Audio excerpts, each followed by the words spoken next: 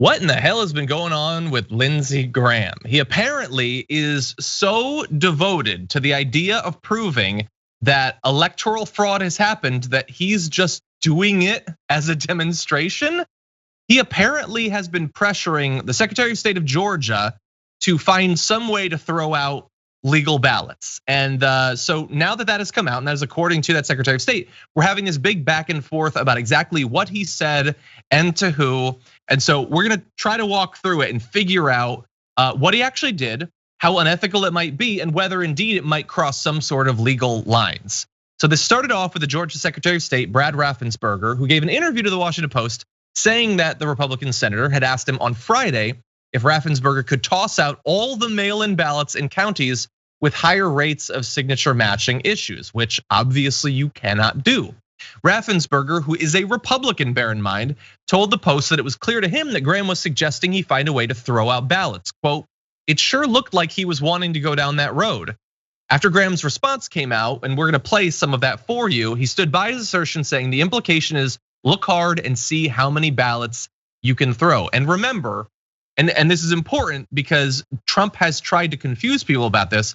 Both the governor and the Secretary of State of Georgia are Republicans. He keeps saying that they're Democrats, they're not. So this effectively kind of a whistleblower here is a Republican who just doesn't want to throw away legal ballots. So we're gonna have more on this, including Graham's interpretation of what he said to Raffensperger. But so far, Jason, what do you think? So the theme of today's damage report has been Republicans, lawyers, self-preservation, house of cards, reading between the lines. And right, the Republican whistleblower is also like, bro, no, I'm not doing this. Reading between the lines means that, sure, Lindsey Graham's not saying point flat out, dude, can you possibly throw out these ballots? But he's alluding, the innuendo is there. And I'm glad this person's calling them out. Back to what I said earlier, John, people are not messing around with this election on both sides, right? And on the side that should be supporting Trump, they're tired as well. So for this person to tell CNN and mainstream media that I think that he was trying to ask me to throw out the ballots is, one, not grabbing Lindsey Graham and doing one of those like Street Fighter Hadouken, Ryu under the bus thing. You know, like when you play the games where they like have those superpowers. Oh, I do. And it's saying like that they want what's right to be done. They want for this election to, one, be over, and two, they don't want to get their hands dirty because it's not worth it, because they don't have anything invested in doing that. So I'm glad that this person said, skirt, nope, that's not what we're doing today, brother. Sorry, hard left, exit stage left. Yeah.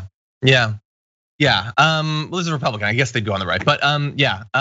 And so what actually happened? So let's go to Graham. Here he is denying that there was anything wrong with that conversation that Raffensperger referenced. I think that's just ridiculous. If he feels threatened by that conversation, he's got a problem. I actually thought it was a good conversation.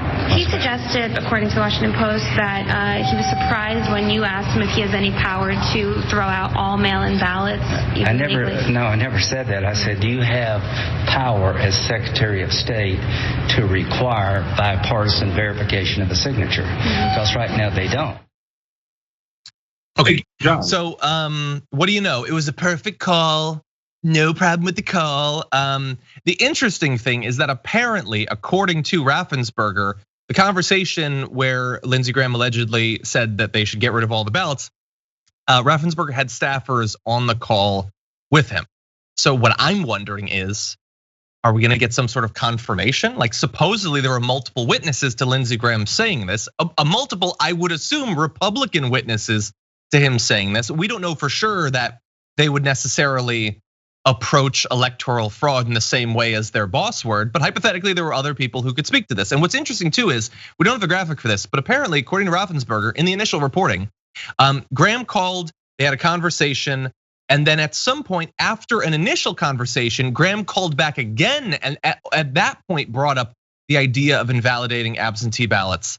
So what's curious about that is it wasn't brought up in the first call. Did he talk to someone between the first and the second call? Who gave him this idea that Raffensperger should be pressured to get rid of these ballots? Right, again. I don't know, we don't know. House of Cards, it's like season 2, episode 3. I would love to see if there is a more of like a phone call or something else, or someone comes forward, another whistleblower, to corroborate these claims. Because again, the person that he was asking, Raffensperger, is a smart man. Obviously, he has no reason to lie. Like what?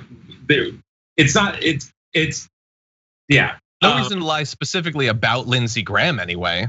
Right, and so and also in regards to him asking, again, reading between the lines, John. That's Lindsey Graham. There's probably someone sitting down to Lindsey Graham and say, no, you got to go and try harder. Don't take no for an answer. Like you need to figure this out immediately.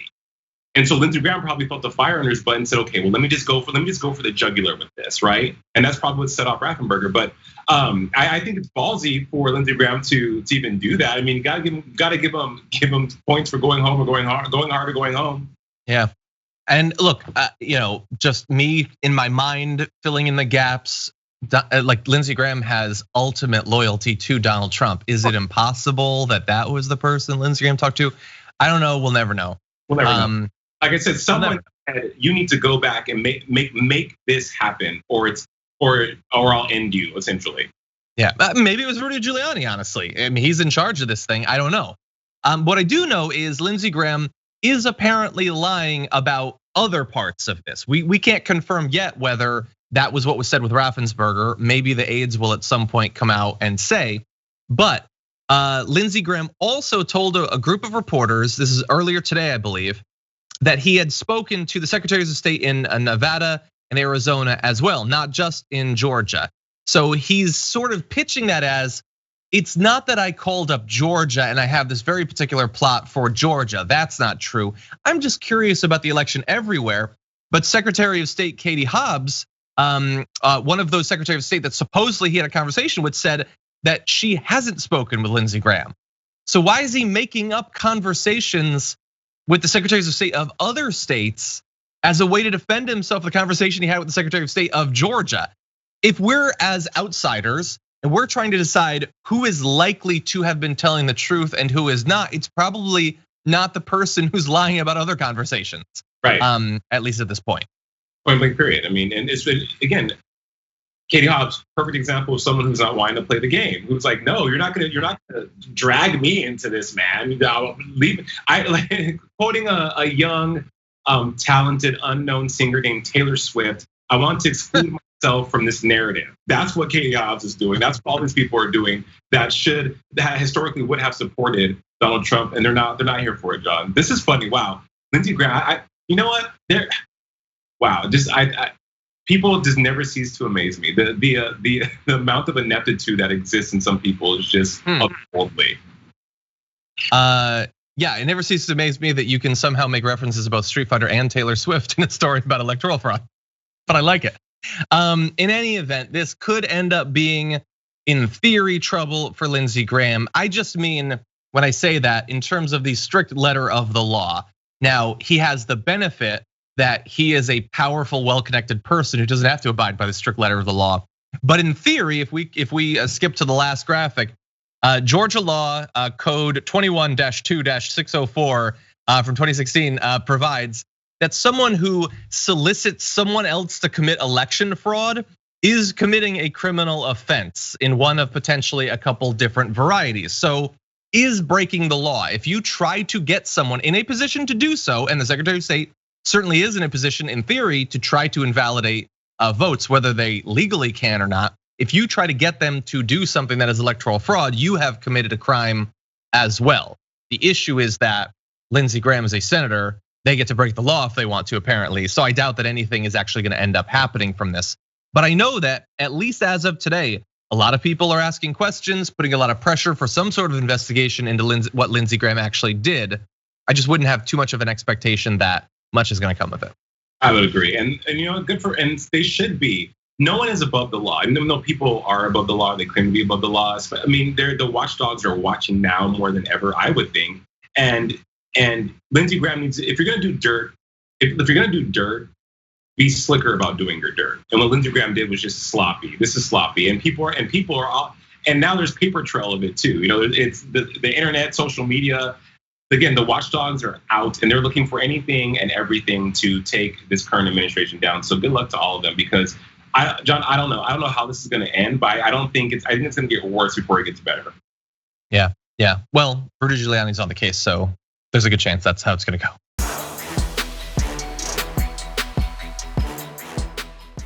Check out the Damage Report podcast each day, wherever you get your podcasts, whether Pocket Casts or Stitcher or iTunes.